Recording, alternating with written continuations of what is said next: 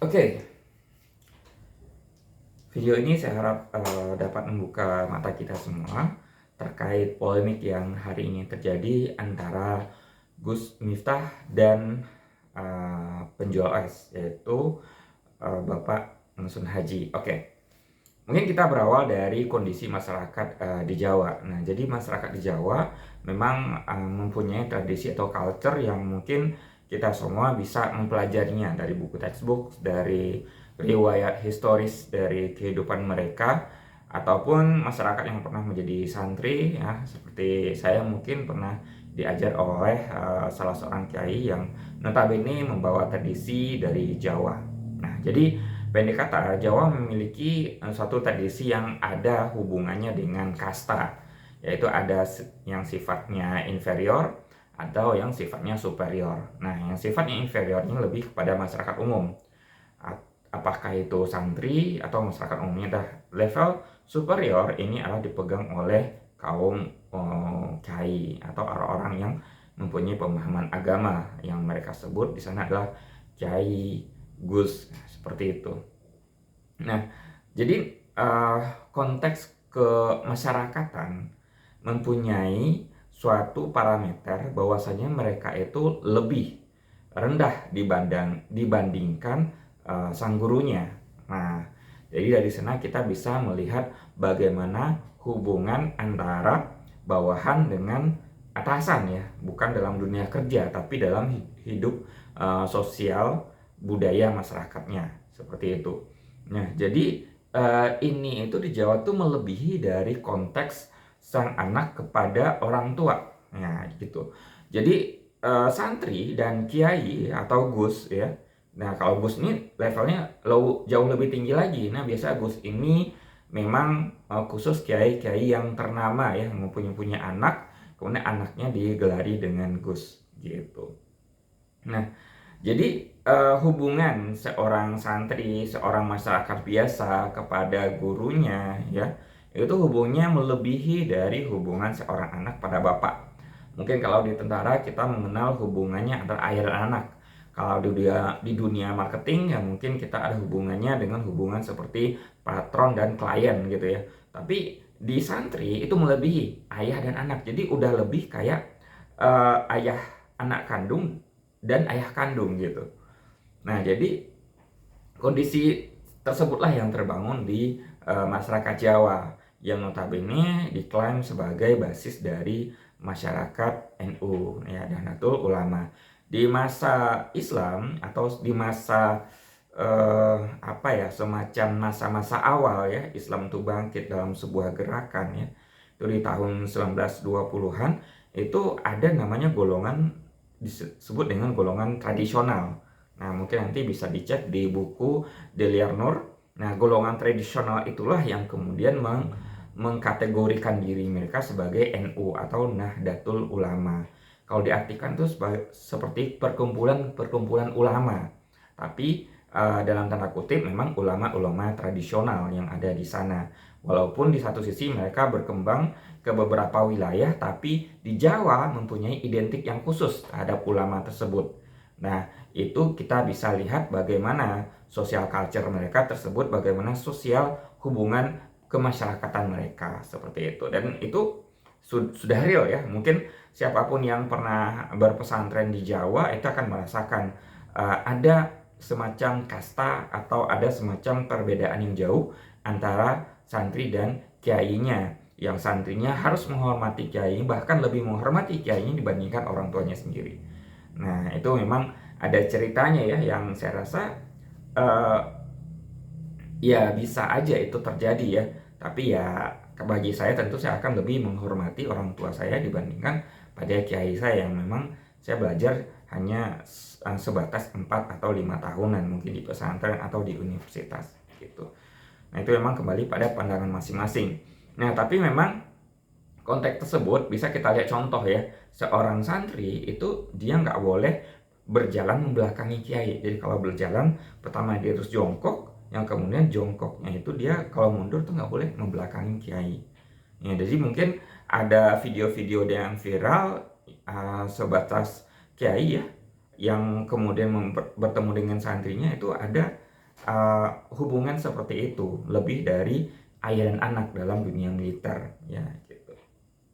Nah, jadi dalam konteks pas ketika adanya ceramah dari Gus Miftah ya, kemudian kita bisa lihat tuh bahwasanya kiai atau para petinggi itu ada di kelompok atas tuh, mereka tuh ada panggung duduk di atas, sedangkan masyarakat biasa ya di bawah, di lantai gitu, di bawah.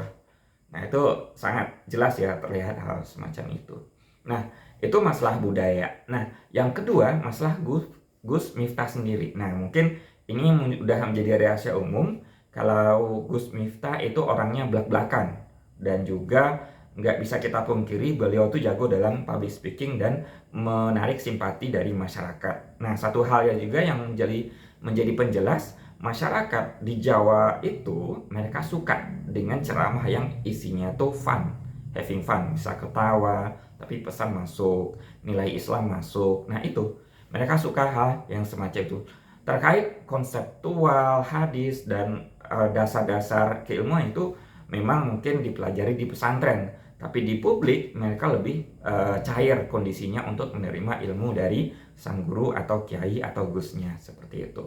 Nah, kondisi semacam itulah yang ada di masyarakat, sehingga ketika dia ketemu guru, bahkan keturunannya, mereka sudah mempunyai anggapan atau ekspektasi anak ini juga bakal meniru bapaknya yang bakal memberikan kuliah atau kelas tentang keislaman itu lebih fun gitu, lebih senang. Dan itu terbukti ya, ketika beberapa generasi selalu masyarakat di Jawa atau culture di Jawa itu secara umum ya, bukan lingkup pesantren ya, mungkin pesantren lebih membahas suatu keislaman secara kontekstual. Nah, kalau secara umum atau kuliah umum yang dibagikan, masyarakat umum yang diundang, maka itu lebih pada mempertahankan kondisi yang lebih cair gitu.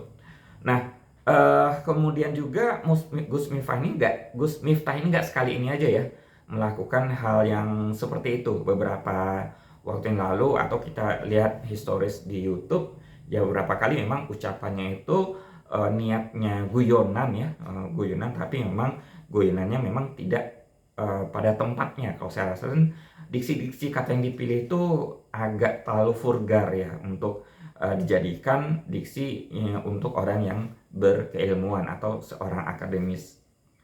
Nah, jadi walaupun begitu beliau pandai dalam hal menarik simpati masyarakat, dan masyarakat itu percaya padanya.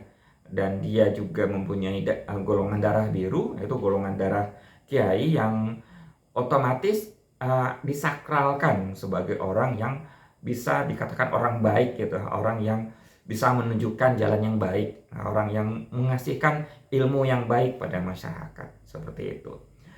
Nah, terlepas dari banyak kasus apapun ya, beliau mampu mensihir atau menarik simpati masyarakat untuk bersimpati padanya adalah orang yang membawakan Islam menjadi have fun. Nah, itu bisa terlihat dalam kondisi ketika peristiwa terjadi antara Gus Miftah dengan penjual TS gitu ya.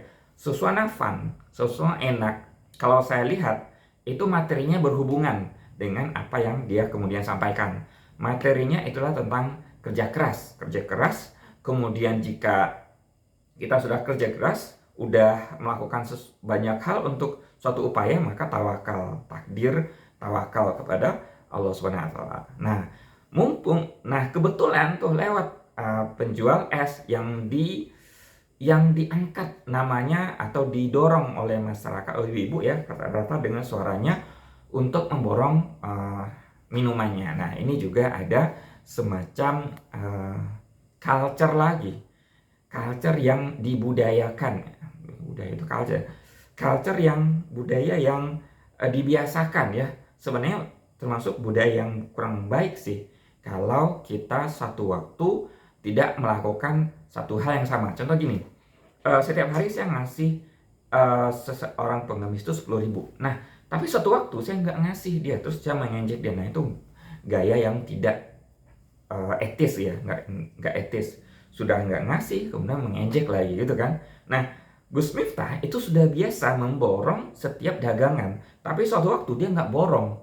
Cuma nggak hanya nggak borong, tapi dia juga mengejek orang tersebut. Nah, itu maksudnya guyonan, tapi kalau dipotong secara pendek itu menjadi suatu diksi yang negatif, bahkan memperburuk citra seseorang.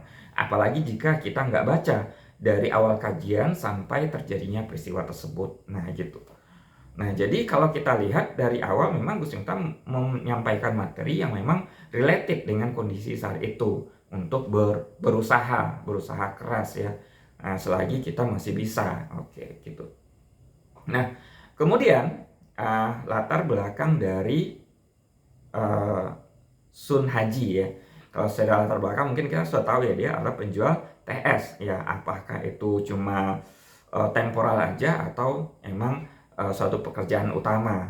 Tapi intinya ya penjual yang notabene kalau kita lihat penjual TS pasti kita sudah bisa kemampuannya ekonomi ke bawah. Nah kelihatannya dia adalah bapak-bapak ya yang mungkin umurnya sekitar 50 tahunan atau minimal lebih tua dari Gus Miftah. Tapi kenyataannya dia baru berumur 38. Artinya nggak jauh berbeda dengan kita sebagai generasi milenial. Nah artinya apa? Artinya ya hubungan atau relasi atau cara interaksi yang dihadapkan pada Gus Miftah itu nyaris terbantahkan untuk diksi yang buruk atau diksi yang tidak sepantasnya, karena mungkin saja itu temannya atau mungkin itu mantan muridnya atau emang muridnya atau emang orang yang dekat dengannya gitu. Jadi banyak hal yang bisa memungkinkan. Terlebih lagi mereka masih dalam satu kemasyarakatan, masyarakat Jawa, Nahdien, NU, Banser dan Muhammadiyah gitu ya. Banser dan Nahdlatul Ulama gitu. Masih satu hal yang melekat gitu dalam tubuh internal. Nah, sebagaimana hubungan ayah dan anak dalam militer kalau kita kenal, seorang pimpinan biasa aja ngomong pada bawahnya, goblok kamu, bodoh kamu gitu ya.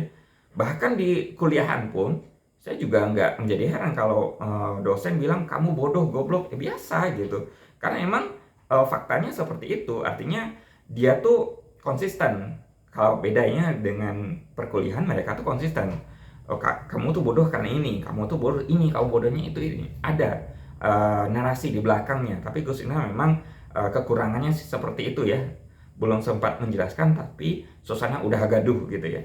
Nah, jadi konteksnya seperti itu. Jadi hal yang bahkan biasa dalam hubungan rumah tangga, ayah ngomong pada anaknya bodoh aja, apalagi di masyarakat Jawa yang hubungannya jauh lebih tinggi ya. Saya sampaikan tadi, bahkan santri itu langsung jongkok pada kiainya.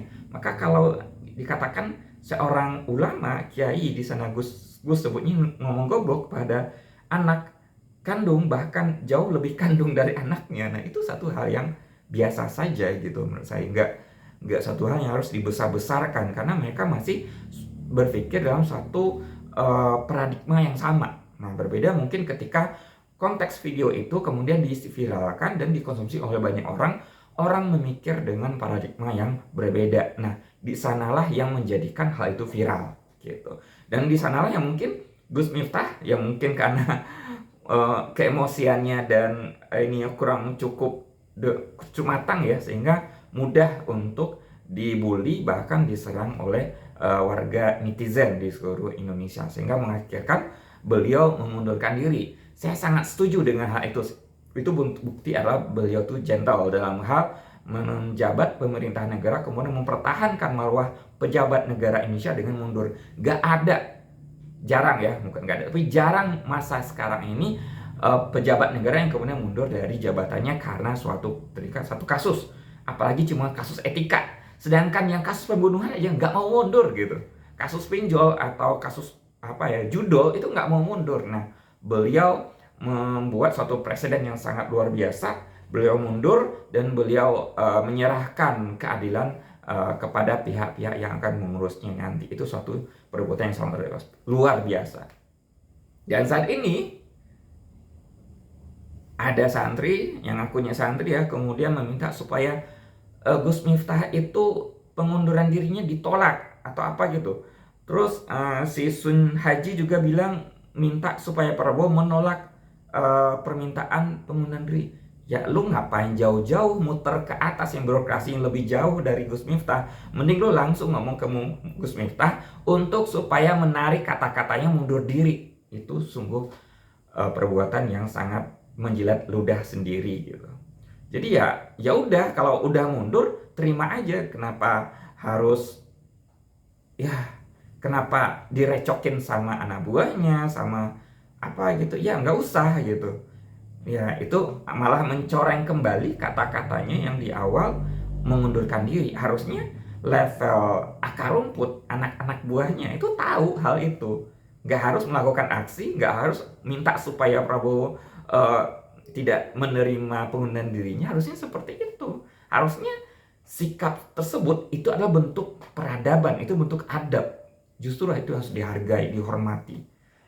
Bahkan di beberapa negara itu sangat dihormati. Di Jepang, di Amerika, suku-suku Apache dulu memperlihatkan adab-adab seperti itu. Dan sekarang kita mau lanjut ke depan mempertahankan adab-adab itu, malah sekarang diganggu oleh hal-hal aksi yang gak jelas oleh santri. Terus pandang dari Sun Haji yang kemudian terbukti kalau dia tuh umurnya bahkan jauh lebih muda dari Haji Miftah. Oke, jadi teman-teman, ini suatu konteks yang saya rasa sangat luar biasa, dan emansipasi dari banyak netizen, terutama dari konten kreator, itu sangat-sangat berlebihan terhadap Sun Haji tanpa mereka tahu background dari culture Jawa, hubungan antara Gus dan santri, hubungan dengan Gus antara masyarakat tuh itu berbeda. Oke, mungkin demikian dari saya. Terima kasih sudah menonton podcast ini, podcast video ini. Thank you for watching and see you for the next video.